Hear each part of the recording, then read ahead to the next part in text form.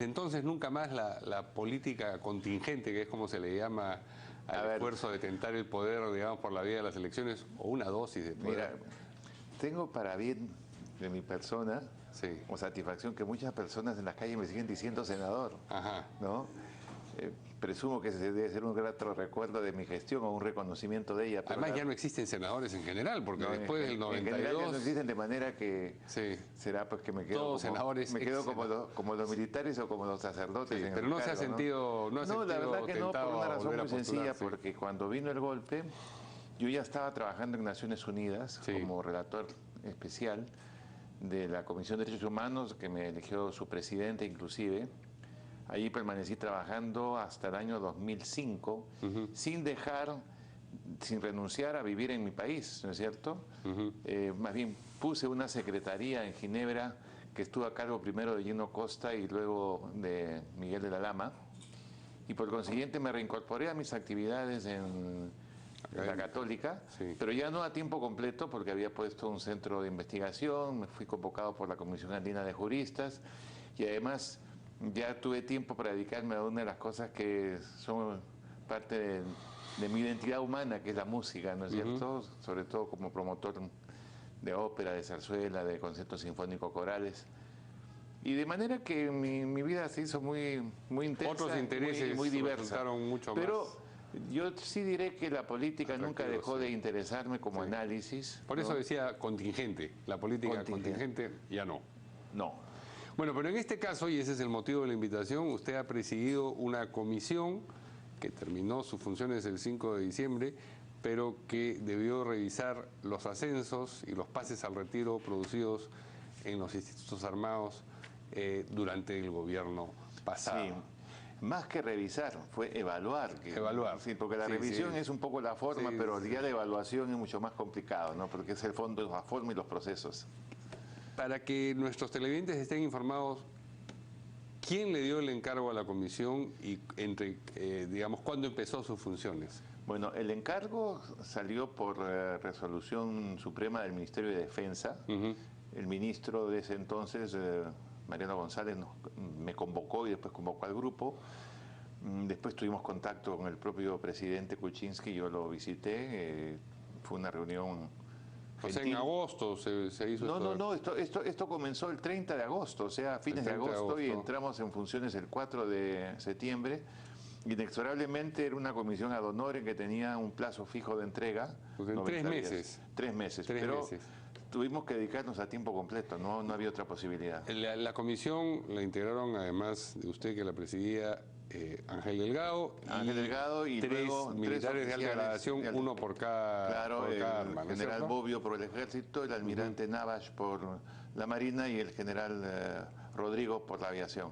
La verdad que la presencia y la contribución de ellos fue notable, porque Ángel es un abogado en ejercicio, yo soy más bien dedicado al análisis constitucional, nunca he ejercido la profesión, sino solo la investigación y la docencia, de manera que entrar en el intríngulis de la cuestión era indispensable tener... ¿Y por qué? ¿Por qué se convoca a la comisión? Porque nadie convoca a una evaluación de un asunto que no anticipa problemático. Por dos razones. En primer lugar, durante los 5 años del gobierno de Humala, fue casi una constante, aunque más bien con intermitencias, la queja de interferencia política en los ascensos y en los pases a retiro, cosa que después se pudo comprobar.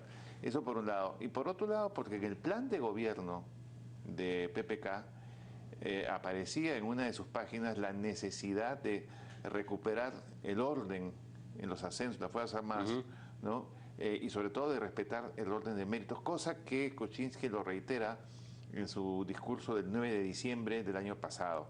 De manera que yo diría que ahí encontramos la fundamentación. Por un lado, tomar en cuenta que existía ya un cierto malestar, sobre todo dentro del ejército, por la cuestión de ascensos y pases a retiro, y del otro porque Kuczynski es un hombre que en lo posible está demostrando su preocupación por cumplir con el plan de gobierno que ofreció en la medida de lo posible y a lo largo de los 5 años. ¿Y ustedes, al evaluar los ascensos y los pases al retiro, han encontrado que esas quejas eran mayormente justificadas?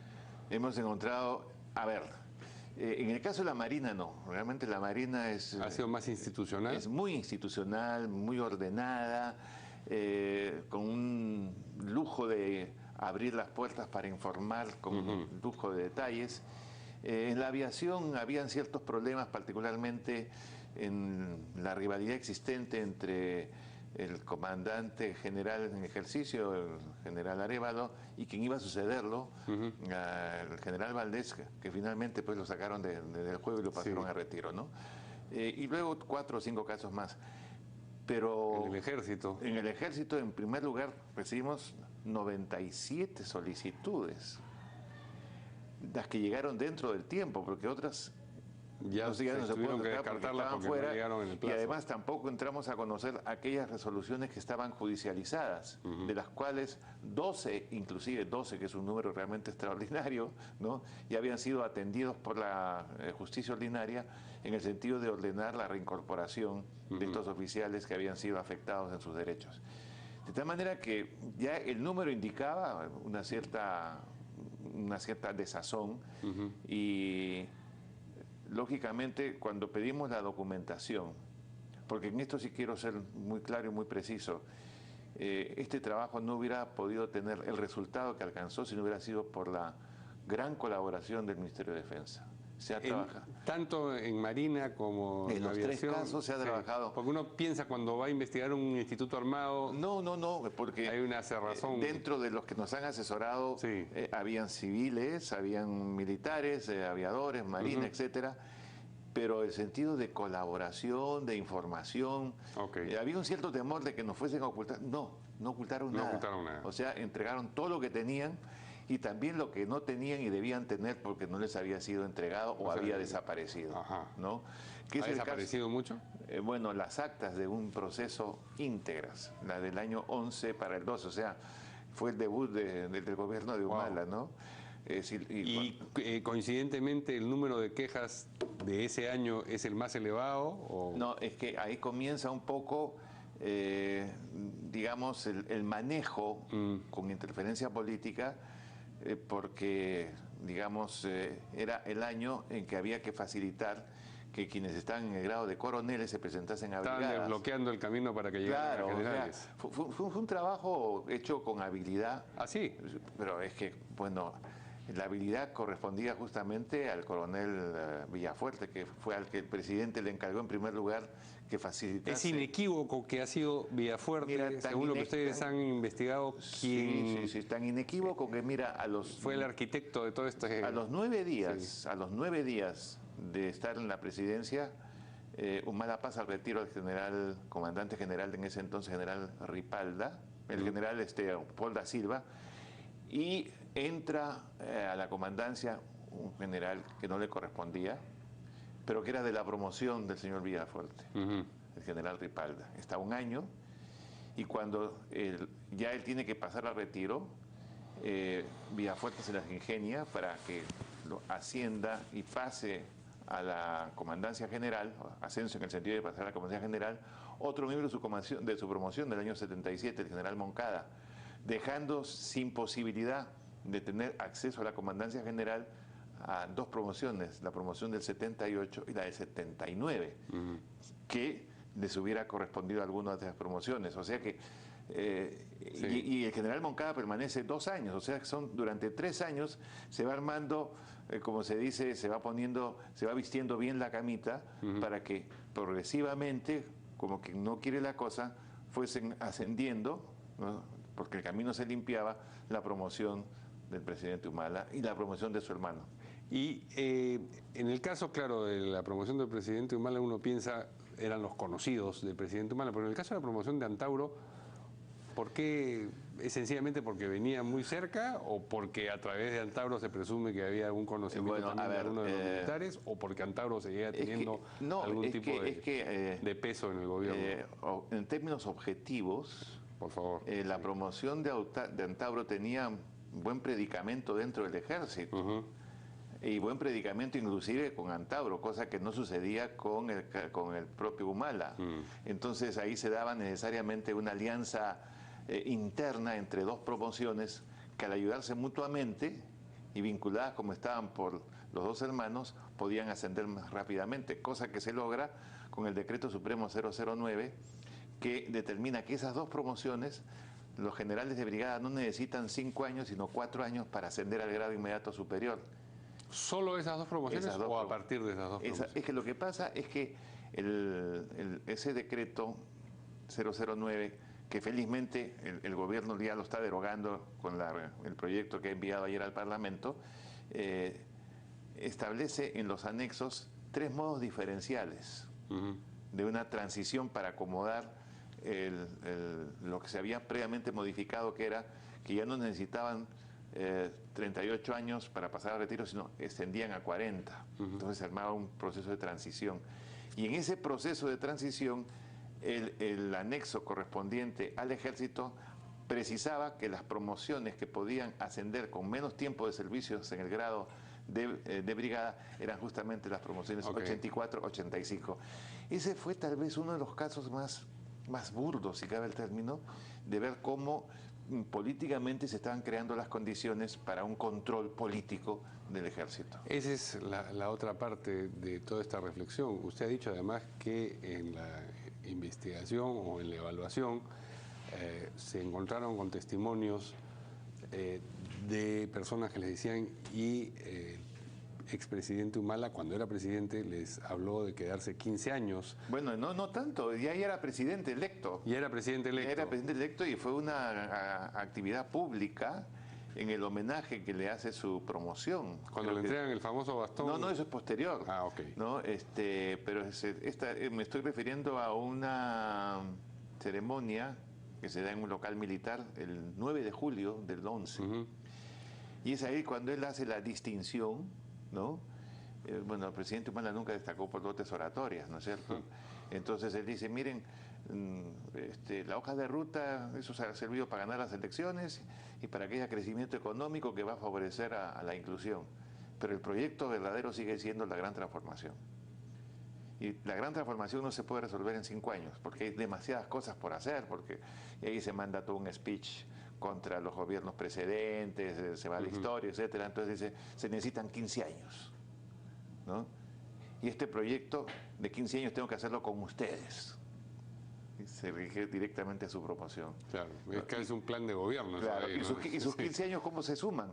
Los 5 años de él. Y lo hace explícito, dice 5 yo, 5 Nadine, 5... Exactamente. Y eso calza perfectamente con lo resuelto en el Decreto Supremo 009.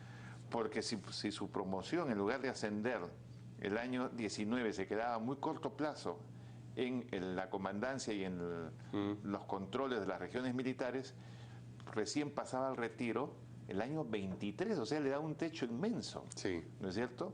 Y en ese plazo inmenso significa que él tiene a su gente en el ejército desde el 17, este año, ¿no es cierto? O desde el 16, si cabe. No, o sea, el ascenso de los 4 generales a división de su promoción el año pasado, hasta el 2023, o sea, ahí el plazo de los 15 años, ¿no? ¿Y hay algunos ascendidos que todavía están en su puesto actualmente? Pero por supuesto, en este momento... momento... ascendidos, digamos, de manera... Sí, con esa medida. En realidad, esos generales controlan la región Arequipa, la región Lima, la región Piura y el Brain. Entonces, poderosísimo.